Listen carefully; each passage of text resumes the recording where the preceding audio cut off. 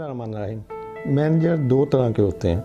Number एक qualified manager जो direct appoint होते हैं एज ए मैनेजर और पढ़े लिखे लोग होते हैं। नंबर दो प्रमोटेड मैनेजर जो स्टेप बाय स्टेप प्रमोट होते हैं ऊपर आ जाते हैं।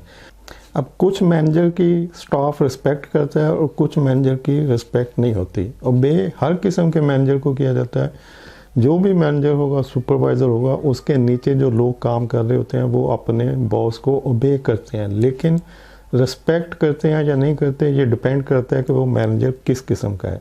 अगर मैनेजेरियल मैनेजमेंट जो है उसकी हिस्ट्री को देखें तो मैनेजर उस वक्त रखने शुरू किए गए थे जब लोगों की ज़रूरियात बढ़ी।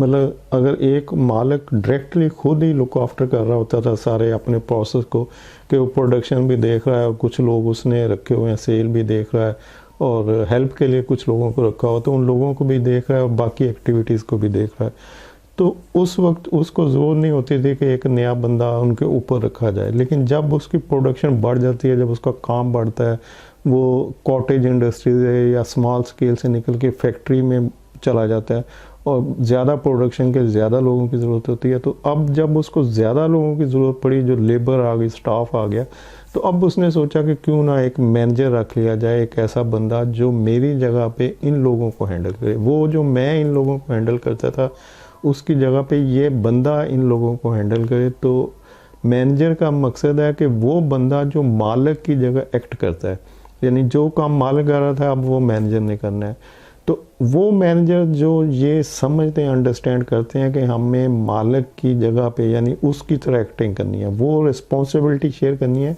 जो मालिक खुद करता था इनके साथ। तो अगर वो इसकी नेचर को समझ जाएं तो फिर वो ट्रू सेंस में मैनेजर हैं, फिर वो रिस्पेक्टेबल मैनेजर होते हैं। स्टाफ उनकी इज्जत करता है, रिस्पेक्ट करता है। और अगर वो अपने आप को समझें कि अब मैं मैनेजर हूँ और मैं डिक्टेटर हूँ, अब मैंने इसको तुन के रखना है और काम लेना है, मेरा काम इनसे काम लेना है, तो फिर उस मैनेजर की रिस्पेक्ट नहीं होती। हाँ, बे करते हैं लोग क्योंकि उन्होंने अपनी मुलाजमत को जारी रखना होता है, तो वो बे करते हैं लेकिन रिस्पेक्ट नहीं करते।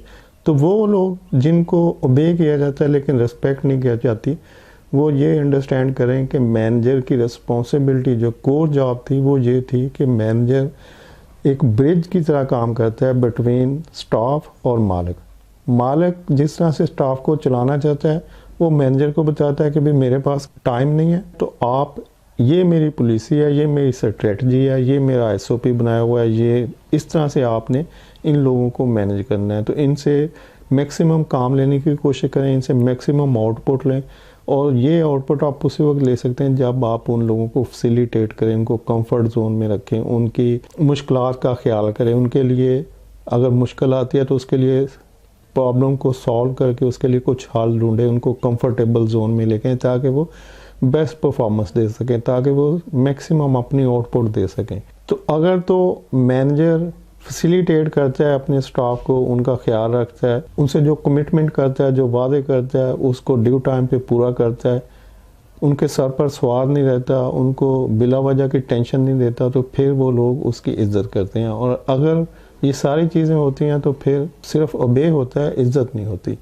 तो हर वो बंदा जो सुपरवाइज कर रहा है, मैनेज कर रहा है, उसके नीचे एक बंदा काम कर रहा है या 100 बंदे काम कर रहे हैं, अगर वो इस बात को समझ ले कि इन लोगों से काम लेना उस तरह से मैंने काम लेना है जिस तरह से मालिक मुझसे काम ले रहा है, तो ही वो रिस्पेक्ट हासिल कर सकेगा। अदरवाइज रिस्पेक्ट हासिल करना मुश्किल काम है। वीडियो देखने के लिए शुक्रिया। अल्लाह हाफिज़।